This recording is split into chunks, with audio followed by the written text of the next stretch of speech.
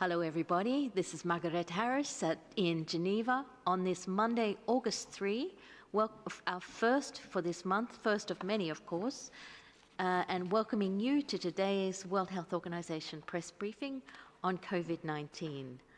We have with us, as always, the WHO Director General, Dr. Tedros, and Dr. Mike Ryan, Executive Director of our Emergencies Program, and Dr. Maria Van Kerkhove, Technical Lead for COVID-19. And as usual, we are also translating this simultaneously in the 6 official UN languages, plus Portuguese and Hindi. Remember that under the quirky Zoom system, you need to go to the Korean button to use Arabic. So now, without further ado, I'll hand over to Dr. Tedros. Dr. Tedros, you have the floor. Thank you, Margaret. Good morning, good afternoon, and good evening. On Friday, the Emergency Committee on COVID-19 met and reviewed the current pandemic.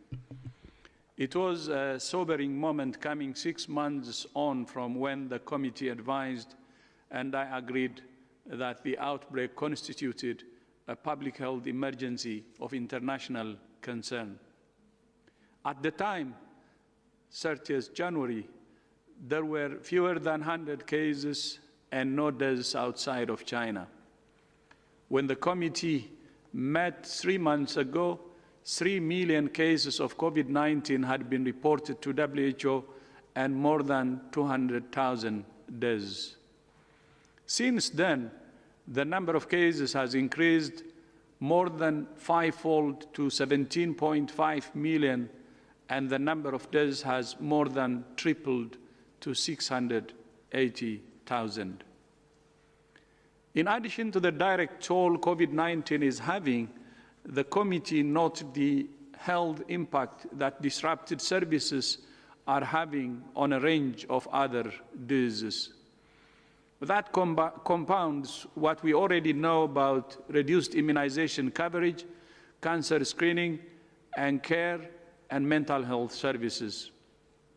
A survey of responses from 103 countries between mid-May and early July found that 67% of countries report disruption in family planning and contraception services. More than half of countries reported disruption in antenatal care services, and more than a third of countries reported disruption in childbirth services. On top of the health impact, we have seen the damage COVID-19 has caused socially, economically, and politically. The committee put forward a number of recommendations for countries to continue to implement to bring the virus under control. These range from sharing best practice to enhancing political commitment and leadership for national strategies and localized response activities driven by science, data, and experience.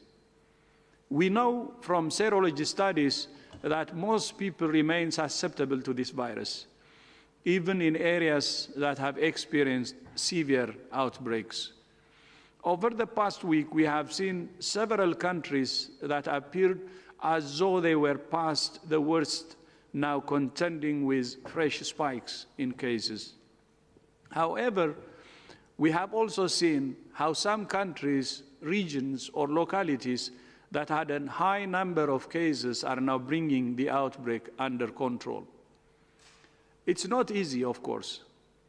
Strict measures may cause their own problems for delivery of essential health services, the economy, and societies overall.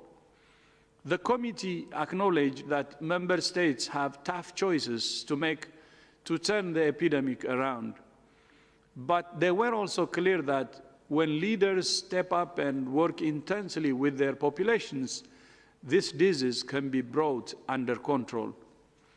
We learn every day about this virus, and I'm pleased that the world has made progress in identifying treatments that can help people with the most serious forms of COVID-19 recover.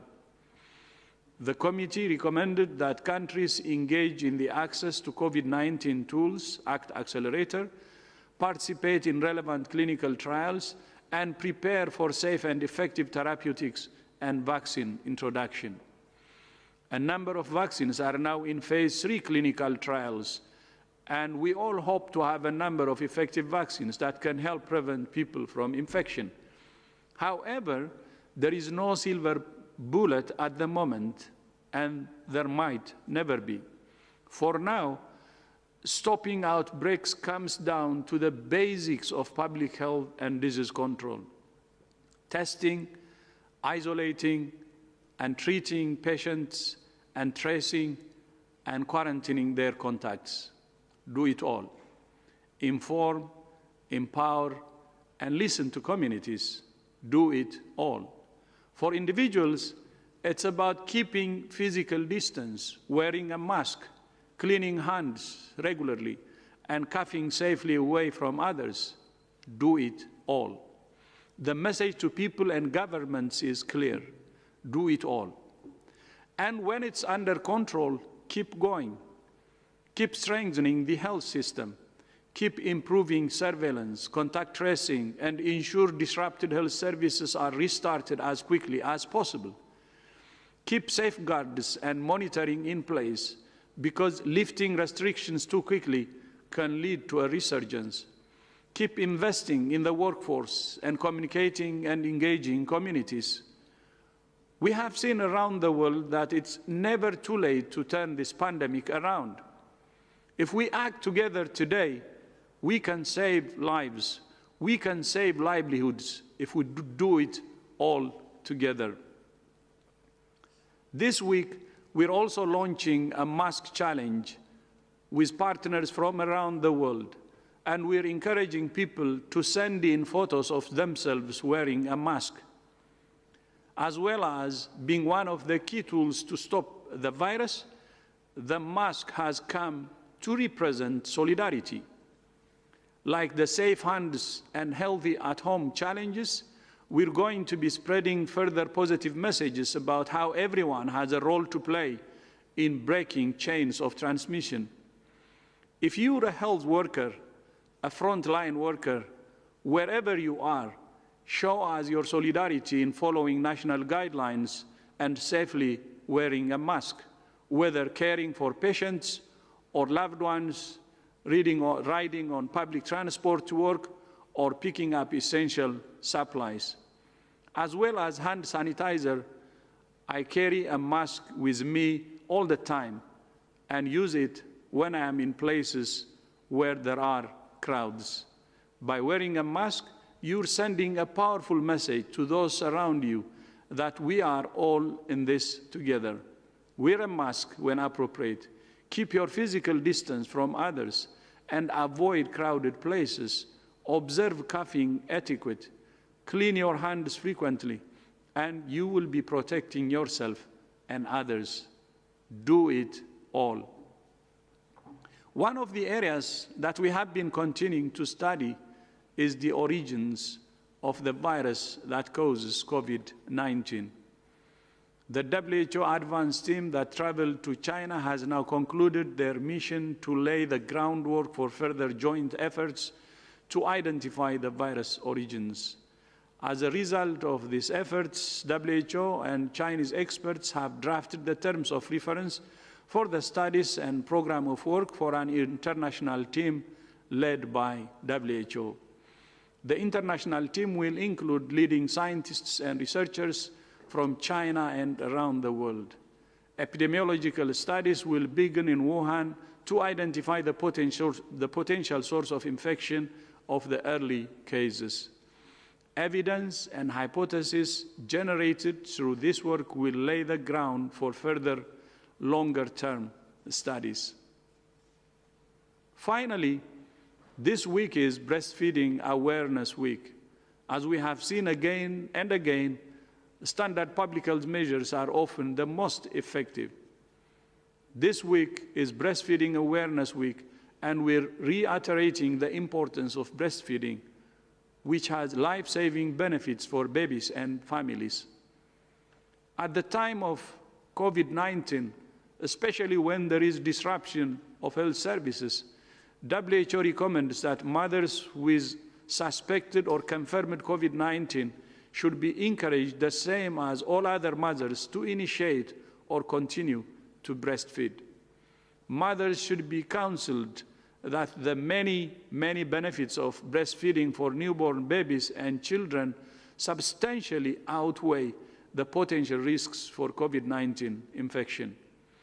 Mother and infant should be helped to remain together while rooming in throughout the day and night, and to practice skin-to-skin contact, including kangaroo mother care, especially immediately after birth and during establishment of breastfeeding, whether they or their infants have suspected or confirmed COVID-19.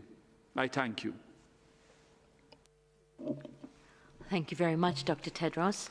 I will now open the floor to questions, but before I do, I'm going to answer a question that a few of you have asked already. Why are we not wearing masks? The reason we don't wear masks during these press conferences are because we're following social distancing regulations, and we've got very strict rules about how many people can be in rooms and the spacing. So if you could see a 360 degree, you would see that we are all physically distanced. And we don't even, we do the same thing with lifts. We only have one person in many of our lifts, which has been excellent for my fitness because I have to take the stairs a lot.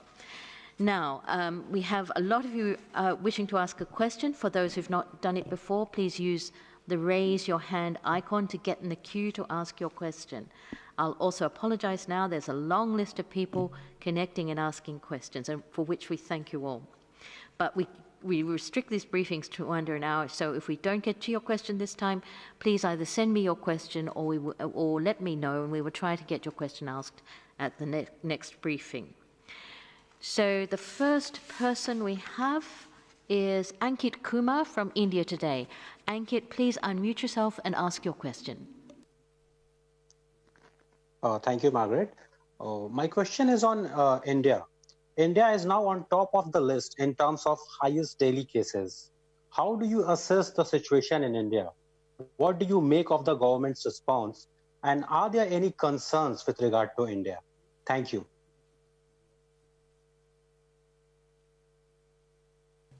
Yes, India has a very high number of cases, but I think we should obviously see the number of cases in India today against the backdrop of the country's size and its massive population of 1.3 billion people. The cornerstone of the response is still the same no matter where you are. As of yesterday, there were over 1.75 million cases and over 37,000 deaths reported. India has done well on sampling. It's tested almost 20 million tests already, and does on average 500,000 tests per day. There's been a move in the last number of days and weeks to really expand testing and to allow a greater freedom for medical practitioners to request testing. So the approach to increasing that, the creation of a COVID diagnostic training centre as well, has also helping to expand the capacity to do testing. So clearly India is determined to expand its testing regime further and further afield. I believe the Ministry of Health is also importing extra oxygen concentrators and also really trying to leverage the over 43,000 health and wellness centres across the country to ensure the continuity of essential health services.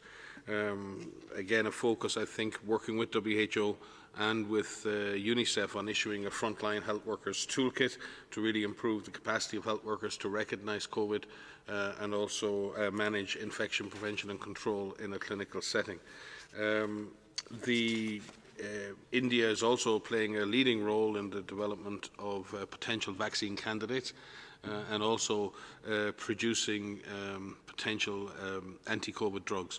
So overall, India is making a strong contribution on the international phase. Clearly, India is facing a challenge with the disease, but it is focused in particular areas. Our concern at the moment is that the disease, in moving into more rural areas that don't necessarily have the same strength in their health system, that we would see increased spread and potentially increased mortality. The pattern of the disease moving into younger age groups is also felt in India as well. So India, again, being a large, very diverse country, the situation varies across the country. The government is ramping up its response. The frontline health services are being supported, but again, the potential for this disease to spread quickly in overcrowded urban areas and in poorly served rural areas is always there, and India will obviously have to keep up a very strong and sustained effort to both prevent the spread of the disease and to treat those who fall ill. Thank you very much, Dr. Ryan. The next question goes to Simone McCarthy from the South China Morning Post. Simone, unmute yourself and ask your question, please. Thank you very much for taking my question. My question is about the WHO two-person scoping mission to China that you said has recently been completed. I'm wondering if you could provide some more details about the kind of information that was discussed with the Chinese counterparts, such as whether information was shared about animal tracing and testing being done at wildlife breeding farms or markets in the Hubei region or elsewhere, anything particularly interesting, or how the information about research conducted in China may guide the international team. Of course, I'd also be interested to know any further details regarding preparations, goals, or timeline for the larger international team's visit. Thank you. Thank you. Yeah, the team is actually not back yet, and we obviously haven't had a chance to debrief them. The terms of reference document that has been agreed with the Chinese colleagues lays out both the previous work that has been done to understand the disease and also the studies that are going to be needed to further understand the original cases in Wuhan, to explore the epidemiologic links of those cases, and then to use that as a starting point to see what the animal origins of the disease would be. The Chinese counterparts have provided information on their initial investigations, for example, around the Wuhan seafood market and the testing that was done there. There are gaps in the epidemiologic landscape, and what is required is going to be a much more extensive retrospective epidemiologic study to look at those first cases and clusters in Wuhan and to fully understand the links between those cases so that we can then determine at what point in Wuhan or elsewhere was the animal-human species barrier breached. Again, one must remember that there was a specific surveillance system in place in Wuhan for picking up clusters of atypical pneumonia. It was there for a very specific purpose, and the fact that that fire alarm was triggered doesn't necessarily mean that that is where the disease crossed from animals into humans. So the first, and the Director General has been very clear on this in the past, we must start where the human disease appeared to begin and then work from there. And a lot of the work was around the initial designs of those studies, what types of studies would need to be carried out, what kinds of data would need to be collected. In knowing that and in getting a better understanding of that, and remember, studies and a lot of surveillance has been done by Chinese colleagues, a lot of excellent scientific work has been done. But these specific retrospective studies require a very in-depth approach, a very detailed approach to understanding those first cases. On the basis of that understanding, we can then move on to phase 2 studies, which would allow us then to explore in a much more precise way potential animal sources for the disease. Otherwise, it's like needles in a haystack. You can sample every animal in China and outside, and you might have no luck because you're guessing. The real trick is to go to the human clusters that occurred first, and then to work your way back systematically, looking for that first signal at which the animal-human species barrier was crossed. Once you understand where that the barrier was breached, then you move into the studies in a more systematic way on the animal side, and then you're directed and much more precise in how you achieve that. The mission was really about discussing those phase 1 and phase 2 studies, how they would look, how they would need to be designed, and at this point we're moving forward with agreeing on the international team and ensuring that we have the right expertise there to work with our colleagues in China, both to design and implement those studies. Maria. Thank you very much, Dr. Ryan. The next question is from Jamil Chade, the Geneva correspondent for a range of Brazilian media. Jamil, pardon.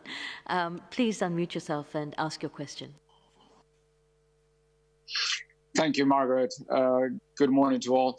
My question is on Brazil. If you could give us some light on the current situation and what can be done from this moment onward, since the 100,000 mark of deaths basically is about to be achieved later this week.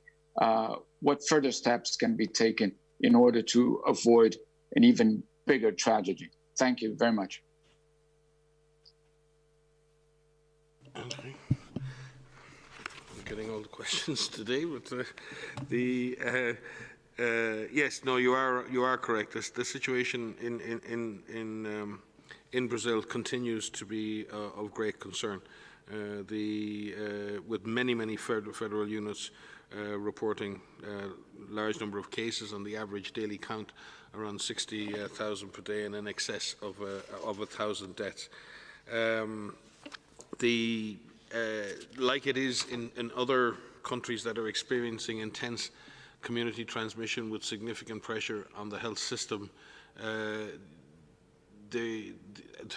Dr. Tedros has spoken again about this before. There are only a few roads out of this crisis for countries, and suppressing intense community transmission is that first step.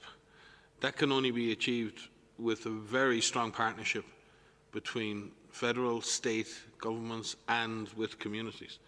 The government needs to do its part in every country to detect cases, to isolate cases, to trace contacts when possible, and to create conditions in which the disease cannot spread easily. We're talking here about crowded situations and trying to create an architecture of safety within the country. Communities then can participate, comply with government advice and regulations, and also reduce their own individual exposures. That is very easy to say. It is difficult to achieve. It would seem to me that in most countries that have experienced intense community transmission, the way out is long, and it requires a sustained commitment to doing many what on the face of it are very simple things, but are difficult to actually implement. And there is, as I've said before, there is no magic bullet here. This is going to require a reset of in many countries around how they approach suppressing this virus, how we approach communicating and engaging and empowering communities. And some countries are really going to have to take a step back now and really take a look at how they're addressing the pandemic within their national borders, and are they doing everything possible politically, economically, medically, to suppress the virus and support their communities. I think the only thing to add to what Mike has said is to, especially in countries that are seeing the most intense transmission now, is to break down the problem to where the most intense transmission is, to where the biggest burden is, and to mobilize your resources and your efforts in those areas first. We do see that in many countries, even those that are experiencing quite some outbreaks right now, transmission is not uniform across an entire country at the same level in all locations at the same time. We have seen from other countries that went through something similar, that what they tried to do is they tried to isolate where is the biggest issue, where is the biggest burden, where is the most intense transmission, and mobilize the resources there first to see how, if resources are limited, and we know in Brazil there are tremendous resources, there's tremendous will, to be able to tackle this problem.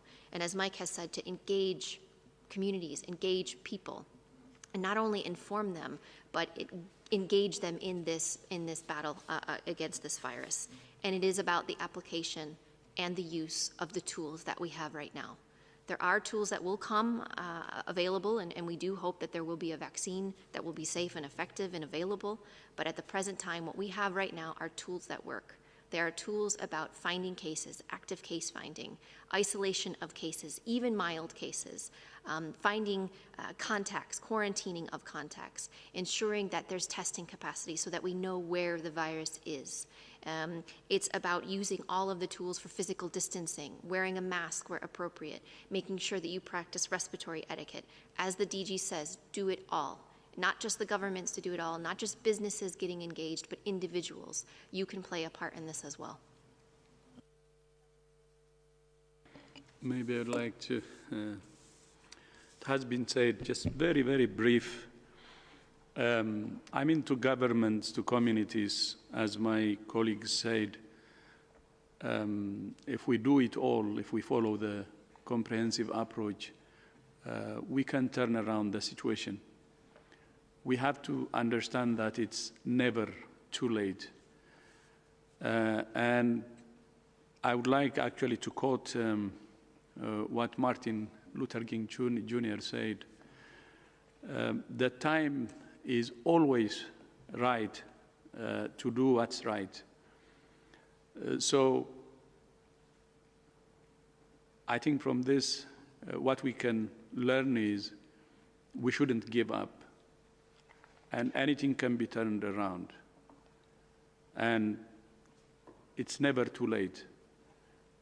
And please follow the comprehensive approach. It's the governments, communities, and of course, all players, including our health professionals, if they can work in concert, it can be turned around, whether it's in Brazil or elsewhere. Thank you. Thank you very much, Dr. Tedros and Dr. Van Kerkhoff and Ryan. The next question goes to Anne Gulland from the Telegraph UK. Anne, can you unmute yourself and please go ahead?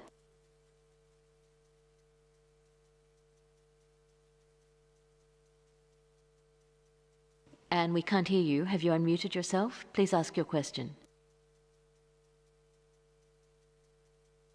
Looks like we've lost Anne. I'm going to move on to the next question. We'll put you further down the list. So the next question will go to Ye Li of Xinhua News Service. Okay, thank you, Margaret, for taking my question. Last week, Dr. Tedros mentioned that COVID-19 pandemic has become a once-in-a-century health crisis, and the effects of which might last for decades. So, Dr. Tedros, could you give us more clarification on the historical significance of the event, and what would be your suggestions on the possible long-term fight or coexistence with this, as you called, the killer virus? Thank you.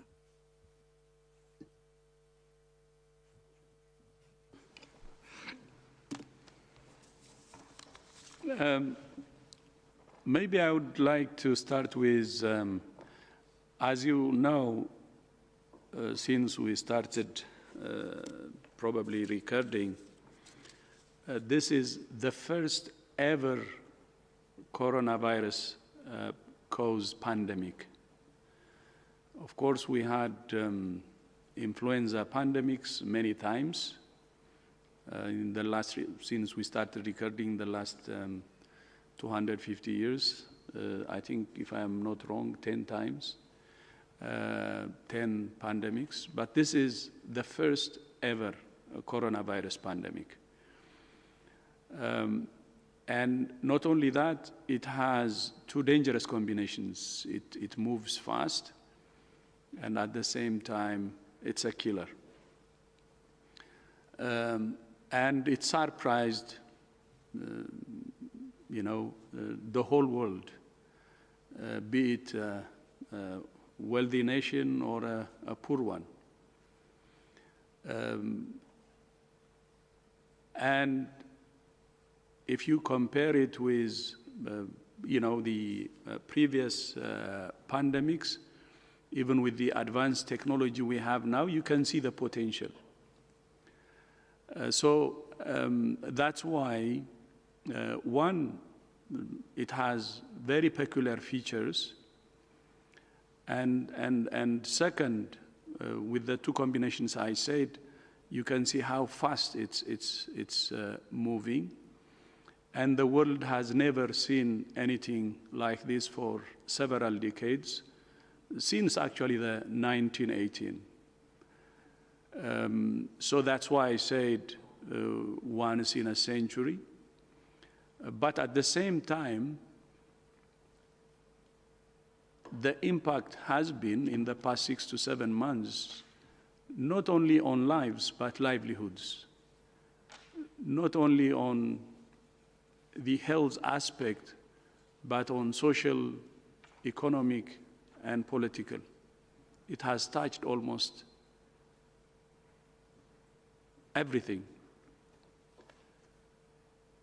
So its impact, if it touched everything, then the second part you said is it will be felt for decades to come, because one of its impacts is on the economy, for instance, let's say.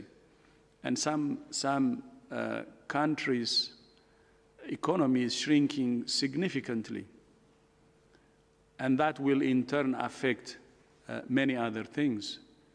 So that's why not only this is something that happens rarely, but because of its degree, its impact will be felt also in the future. And that's what we are seeing. But when I say this, it's not, I'm not saying there is no solution now. Whatever happens in the next few months or years, I also believe that it's in our hands. Many people ask us, saying, what do you think will happen in a year from now? Our answer is always, it's in our hands. And the reason for this is, since the outbreak started, many countries have shown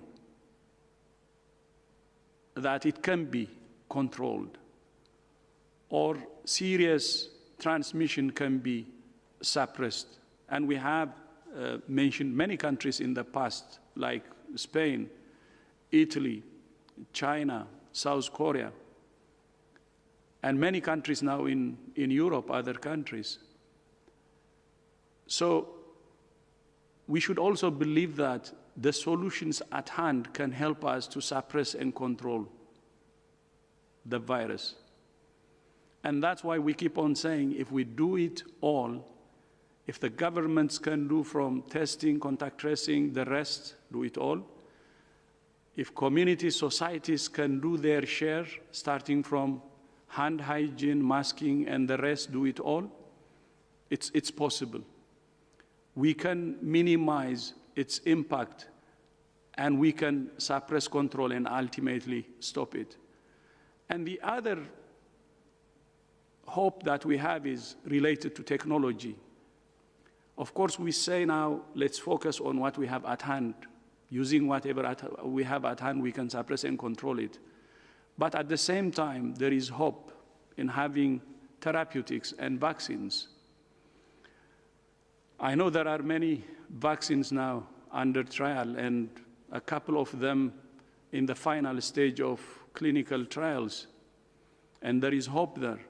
It doesn't mean that we will have the vaccine, but at least the speed with which we reached the level we reach now is unprecedented, and hope some of these vaccines can have protection. Of course, there are concerns that we may not have a vaccine that may work, or its protection could be for just few months, not more. But until we finish the clinical trials, we will not know. We may also have better vaccines that can protect for long and can protect effectively. So there is hope, things that we're doing within our hands, and there is hope in the technology that we're trying to do. I think the most important thing is at national level to have the national unity and do everything that we can. And at global level also, global solidarity will be important. I think with those, we can suppress and control the pandemic. So it is in our hands. And that's what we believe. Thank you. No, I would just add that Dr. Tedros would also have been referring beyond just the impact of COVID itself, but to the massive disruption that this has done to health services around the world. And in a recent survey just being analysed now by WHO of our member states, 3/4 of our member states reporting a partial or complete disruption of immunisation services, of rehabilitation services, of dental services. 2/3 reporting a partial or complete disruption of non-communicable diseases, chronic diseases, diagnosis and treatment, family planning, treatment of mental health disorders. Over half reporting disruptions of malaria treatment campaigns, distribution of insecticide treated nets, antenatal care, cancer diagnosis and treatment, and palliative care services, and services for sick children. So what we're seeing is a secondary effect in terms of both provision and access of healthcare, which really does challenge and threaten achievement of the Sustainable Development Goals, especially SDG 3, which is all about health. Dr. Tedros has said health is not a reward for development, health is an investment, and much is being and has been invested in health, and the impacts of COVID-19 go well beyond the intensive care units that you see with COVID patients. It's having a direct negative impact on the capacity of health systems around the world to deliver. Equally, the economic impacts of this, and while the economic impacts are severe on people's pocketbooks, there are direct impacts of the loss of purchasing power for many people in terms of accessing health services in countries where there are user fees. And again, WHO, in terms of our universal health care strategy, really focus on giving all people in the world access to healthcare without fear of financial ruin. And in this case, as health services become less and less accessible, as potential costs and user fees increase, and as people's disposable income decreases, then we fear that people will be making unhealthy choices or choices not to seek healthcare because the cost of doing so is so difficult for them and their families. So I think we're going to see and will see and are seeing a lot of secondary effects from the COVID-19 pandemic, and they need to be managed as well. So the effects, and there are lots of other effects beyond in the economic system and the recovery of that system. But COVID-19 is killing people, and COVID-19 is disrupting health services at the same time. I just want to add something to this on the side of information. And in the 2009 influenza pandemic, that was the first pandemic that we had with the internet. And now that in 2020, given the access that everybody has to the internet, there is so much information that is available and incredibly rapidly. On the positive, there's an incredible amount of science that is happening and research studies and collaboration that is happening at an unprecedented space. And the global community has come together in solidarity to really harness that knowledge to put it towards the response and to evolve as the pandemic evolves, the response evolves. And that is incredibly positive. And we're seeing wonderful solidarity across all countries, across all sectors, in all different technical fields to use that to help save lives and break chains of transmission. On the other hand, we have an incredible amount of information and misinformation and myths and disinformation that is very difficult for all of us to handle. Our ability, our brains are not set up to receive so much information so quickly and to receive false information. And so we've worked really hard with many partners across the globe to fight the infodemic, to ensure that people have access to good information. We're working with tech companies to ensure that people can find that good information. We're working with businesses and different types of sectors. We're working with religious leaders. We're working with youth groups. We're working with individuals, to be able to provide and share good information so that you know what you can do. It is really important. I think the impacts on not only physical health but mental health are incredibly challenging right now. Everyone is feeling the fatigue of this pandemic, but we have a long way to go. We need to remain focused. We need to remain strong. We need to accept that this is challenging, but use these challenges to really put it towards something positive and fight this pandemic together. And so we will continue to do that. And I think for me, to say that this is a once in a century, I hope so. I hope we will never see something like this again. But we also must use this as an opportunity to build back stronger, to build back better, to have our public health infrastructure in place, enhance it, and in many places build it so that we have surveillance in place. We have a public health workforce in place. We have health workers who are trained, who have the right equipment, who have PPE, to ensure that we have supplies that can protect frontline workers, to protect all of us. Again, we need to use this as an opportunity to build back better. And so if this does happen again, that we are in a much better position to be able to tackle it. Thank you very much all for those very full and comprehensive answers. We now have Anne Gulland back from the Telegraph UK. Anne, so could you unmute yourself and then ask your question? Oh, hi there. Thanks very much for taking my question. Sorry for that earlier. Yeah, the UK government has just announced that it's going to roll out lots of rapid tests to care homes and hospitals. And I just wondered how important it is to have these rapid turnaround tests and what kind of impact this is likely to have on transmission in the UK and what likely impact this could have on, preventing a second wave if at all. Thank you. So thanks for this question. I will begin, and perhaps, Mike, you'd like to supplement. I mean, it's very important that when you have a test that is done, that you have the answers to that test quickly. We are seeing, unfortunately, in many parts of the world, that it takes quite a long time to get a test back. So we need individuals to know if they have this virus so that we know which actions need to be taken. So if you have somebody that is infected with COVID-19, infected with the SARS-CoV-2 virus, whether they have symptoms or not, they need to be isolated. And once we know that somebody is a case, we can carry out contact tracing, find all of the contacts of that individual, and so they can be put in quarantine. This is what breaks chains of transmission. If we have results back in 4 or 5 days, even longer, that is not going to help us. So the fact that we have rapid tests that are in development, and we should say it is really, again, incredible the amount of tests that are being developed and the fact that we have rapid tests that are being developed. This is a positive thing, and this will help control efforts. I do want to point out that our teams here and with our partners across the globe with FIND and with others are very quickly evaluating all of these rapid tests so that we can see how well they perform. We need to make sure that they do, that if they find a positive test, that this is a person who is actually infected, and importantly, if someone comes back test negative, that in fact that person is negative. So again, these tests are improving all of the time. The scale up of them is increasing, and we hope that more tests are able to provide answers quicker. And there are potential techniques to increase the efficiency of testing, even by putting tests in a sequential manner.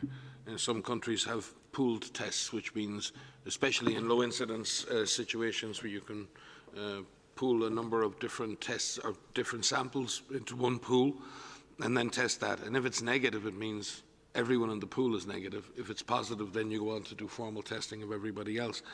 The other way being explored is to use antigen testing first. So you have the PCR based testing as a secondary test. So Maria will have explained in the past that antigen testing is directly detecting the proteins of the virus, not just its nucleic acid material. The difficulty with antigen tests is they tend not to be sensitive enough. In other words, they tend to miss infections. So one way that some countries are looking is to use the antigen test first. Those who are positive are very likely to be positive, so you can immediately isolate them and start to take action. Those that are negative go on to have a second test, PCR test, which allows you to use an antigen test more effectively. But as Maria said, all of this depends on the basic performance of these antigen tests and other rapid tests. And I'm sure the government in the United Kingdom will have looked at the performance of these tests and will have looked at how the sequence of tests goes to maximise the benefit. But again, as Maria said, getting the time from testing to confirming the status of the patient is the single most important thing. There's no point having a test result a week later when public health action is late. So everything we can do to speed up the turnaround of tests, the availability of tests, and again, focusing in on testing the right people, ensuring that you're, as a primary objective, are testing suspect cases and ensuring that you're isolating suspect cases. Yes, population-based testing, and we've seen it done in many countries, and population-based testing can be done and it can be useful, but it is very time-consuming, it's labour-consuming, and it consumes a lot of reagents in the system. If you have them and if you have the capacity, fine. If you've got limited capacity in your laboratories, you must focus on trying to detect suspect cases and confirming those cases, isolating those cases, quarantining contacts, and as the DG said, taking all of the measures necessary. That is the most efficient use of testing at the current time. Thank you very much, Dr. Ryan. The next question goes to Thomas Moulier from Bloomberg News. Thomas, could you please unmute yourself and ask your question? Hello, thank you very much for taking my question. I have a question regarding Vietnam, which we've had the news recently of their first several deaths, even though that they've had hundreds of cases. What is the research telling us about how they've avoided having deaths until this point? And I'm asking also because there have been speculations that perhaps COVID-related viruses had already been spreading in the region. Is there any sense in those hypotheses? So your second question was, you're suggesting there were some studies suggesting that there'd been circulation of the COVID virus for some time in the region? Is that what you're asking, Thomas? Either of the COVID virus, or not necessarily, but other viruses that are very linked to the COVID virus. Yeah, thank you for that. Yes, and there's been quite a bit of interest and speculation around that. Certainly, SARS-like viruses, coronaviruses, are present in animals across a wide region, and it would be no surprise if people have had previous exposure to viruses either naturally circulating in humans or potentially that have infected people in rural areas and the animal husbandry industry. The specific issue, though, in Da Nang is probably more related to a very, very low level of cases that may have been triggered by people bringing disease in from outside and causing clusters of cases which now need to be dealt with.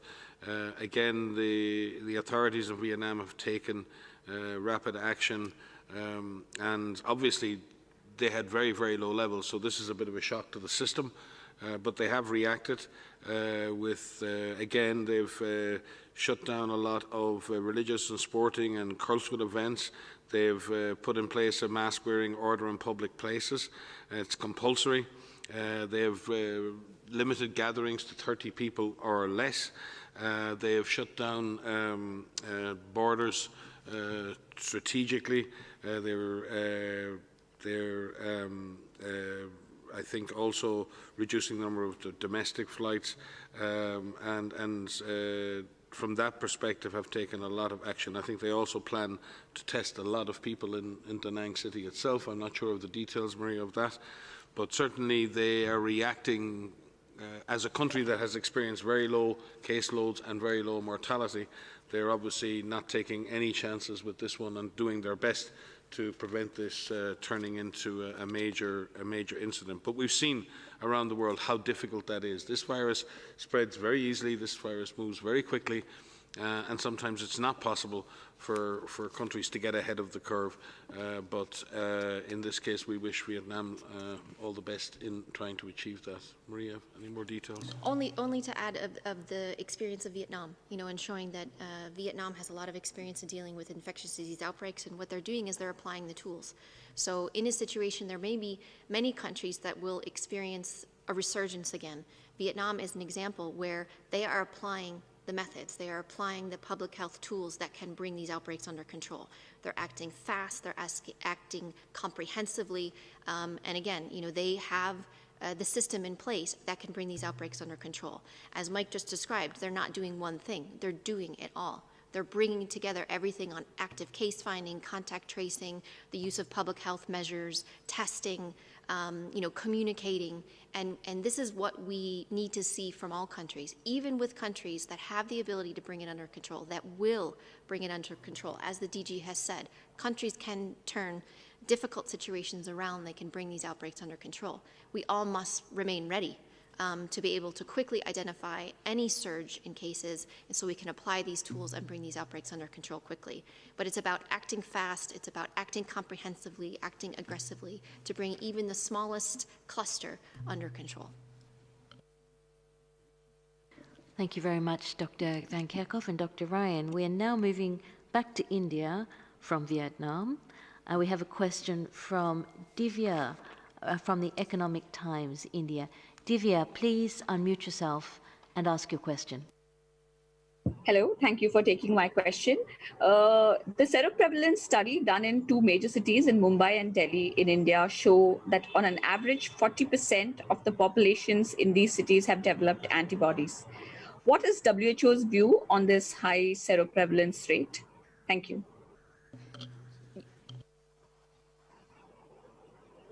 So thank you very much for this question. Yes, we are aware of these two studies that have been conducted in India. And in fact, we actually have a presentation from one of the groups presenting to us later this week, where we will get much more details about the studies that were conducted, how they were conducted, the tests that were used. It's very important that these types of studies are conducted in as many populations as they can. These are called seroepidemiologic studies, which are measuring the presence of antibodies from the virus, which indicates that somebody had been infected with the SARS-CoV-2 virus. So there are more than 100 studies like this that are underway globally. There are, at last time we looked at the end of last week, there were 31 published papers, peer-reviewed published papers, plus an additional 60 plus preprint papers or government reports, which are looking at the extent of infection in different types of populations, whether these are general populations or specific workers like health workers or frontline workers. What we are finding generally is that most of the seroprevalence results find that less than 10% of the population is positive, seropositive, indicating that they had evidence of infection. There is some higher seroprevalence in certain types of occupations like health workers or frontline workers who have had a higher level of exposure. But the two studies that you point out in India are indeed very, very interesting.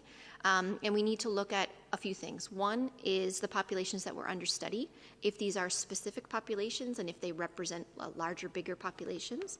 And secondly, what the type of circulation was in these areas where the studies were done and the assays that were used. So we will fold this into our general understanding, and we look forward to learning more from the actual researchers who are carrying out these studies later this week. Yeah, and if I might add, I mean, certainly in India there's been a 35% increase in cases in the last week and over 25% increase in deaths. And as I said, India is really trying to beef up its testing regime. It's aiming for 1 million tests a day, which is huge, but it's getting there slowly at 600,000 a day. The worrying aspect of this is that the positivity rate continues to increase and is now at about 12.5%. So it does demonstrate that the disease is still circulating intensely. As I said, India is a very large country. It depends on where you are. like it does in all big federal states, but the disease is moving around. It's moving from rural to or urban to rural, back to urban. It's circulating efficiently in the population and clearly having a major impact in terms of cases and deaths. So it's not surprising that in very crowded cities like Mumbai and Delhi that there would be a higher seroprevalence rate, but as Maria says, we need to look at the exact population that has been sampled, because in many of these seroprevalence studies, and they're very well conducted, there are natural biases in who's sampled, and we'll need to just check on the peer-reviewed data to make sure that the numbers indicated are an accurate reflection of what we believe the population infection rate to be. Thank you very much, Dr. Ryan and Dr. Van Kerkhoff. We're coming up to the hour, so I think we've only got time for one or two more questions. And in the interests of regional balance, we'll go to the Spanish newswire, EFE. We have Antonio from EFE. Antonio, please unmute yourself and ask your question. Hola, buenos días. Quería preguntarles si tienen datos de cómo está cambiando la letalidad de la enfermedad, porque en los primeros meses rondó el 5%, ahora si hacemos la cuenta de todo este tiempo estaría en el 4%, pero quizá desde la mejora de tratamientos, el descubrimiento de cómo la dexametasona podía reducir esta letalidad, quizá tienen datos más concretos de cómo ha bajado.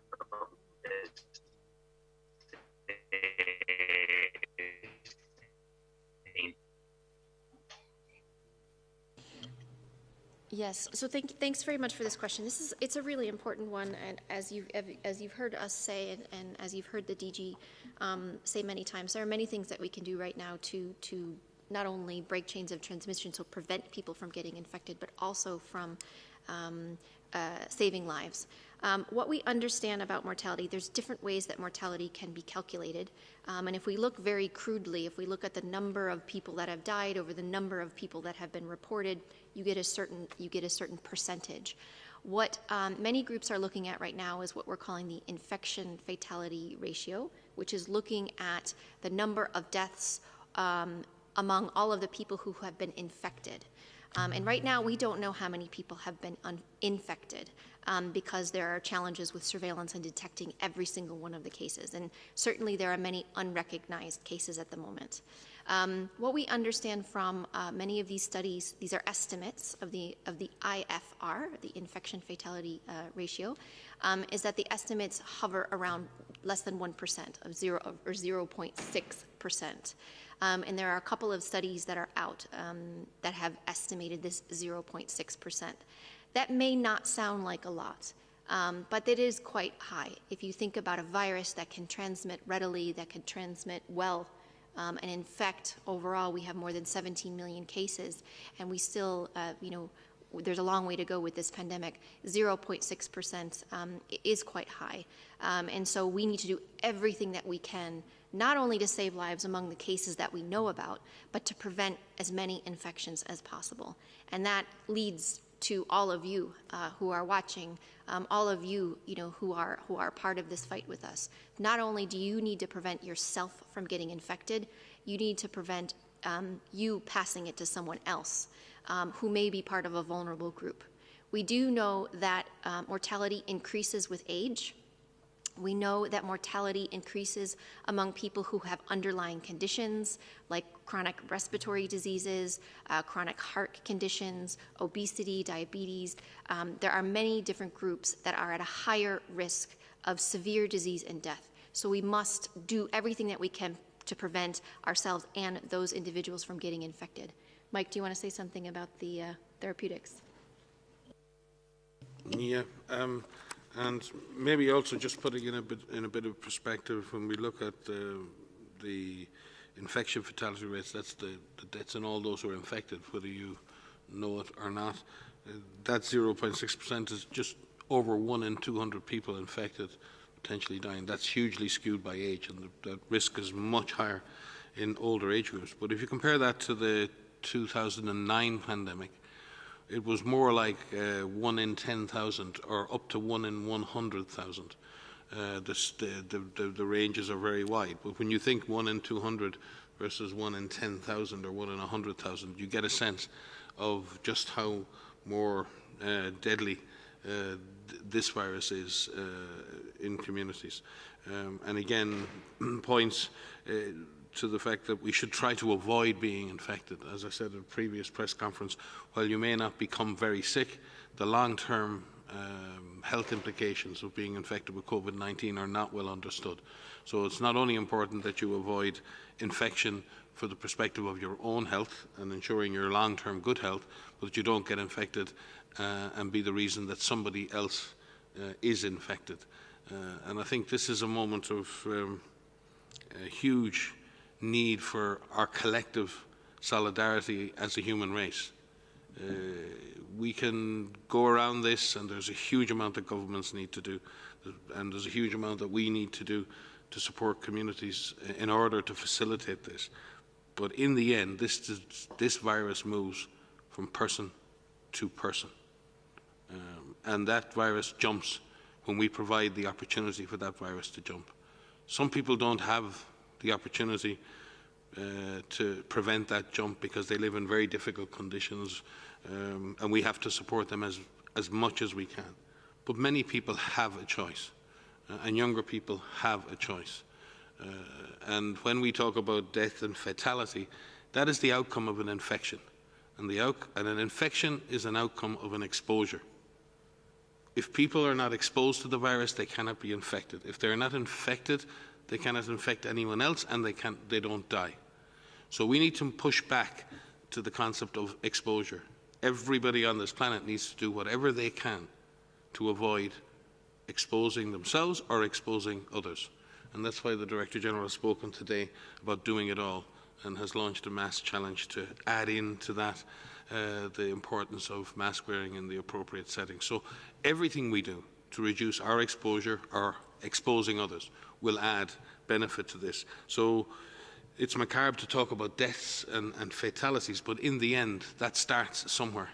And it starts with each and every one of us doing everything we can to reduce our chances of being infected so we don't infect others.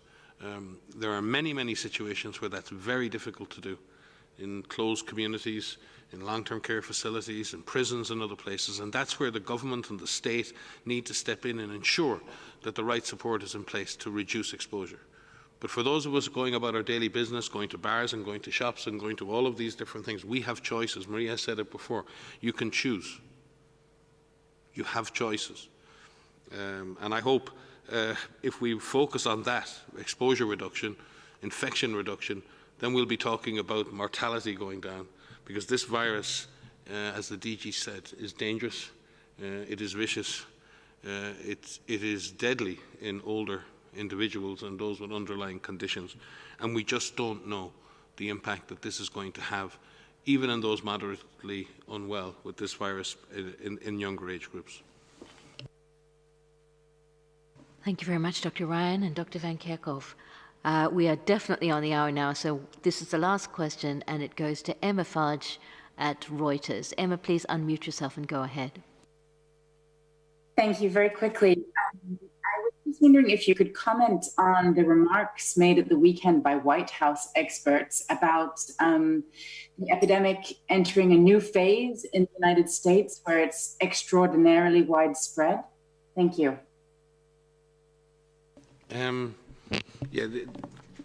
I think their intention wasn't to create a sense of a new phase. I think they were trying to really, I hope I interpret what they're doing correctly, but to really remind all states that the disease never went away, that there is a huge potential for the disease to increase its speed and accelerate, and it has shown that acceleration in southern states, and there are signs that in other states in the centre that acceleration may be occurring as well. And I think that we're taking a very prudent step in warning all states to really re-examine exactly where they were in the pandemic, to implement all of those comprehensive measures that the Director General spoke to. And I think those lead scientists are laying out exactly what they feel needs to happen in order to suppress this and getting this virus back in the box, because the intensity of transmission in many countries is such that suppressing that virus transmission is going to require a huge effort in terms of personal behaviour, community behaviour, and also in some cases, as far as I can see from the reports, in stepping back some of the measures of reopening and taking a step back and trying to reset in certain areas back to an earlier stage of virus control. And that would seem prudent. It's not our job to tell the US what it should be doing at subnational level. The state-based planning and implementation guided by the national scientists seems to be the right path. The difficulty for us all is sometimes we know the right path. The difficulty is choosing to walk it.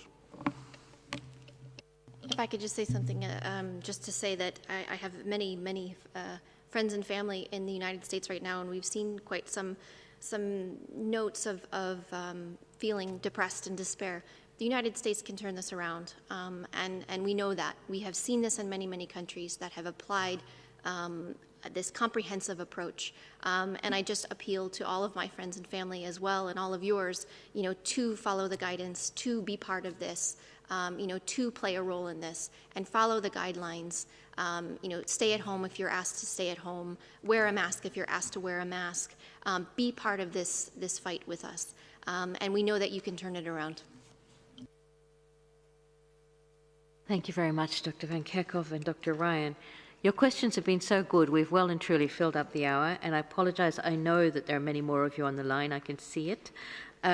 If you want your questions answered immediately, please send them to media inquiries. If they can wait, we can have them at the next press conference. And the audio file and all these excellent answers will be available on the website as usual. And now I'll hand over to the Director General for final words. Dr. Tedros. Yeah, thank you. Thank you, Margaret. Thank you to all who have joined today, and see you in our next press conference, which is Thursday. Thank you.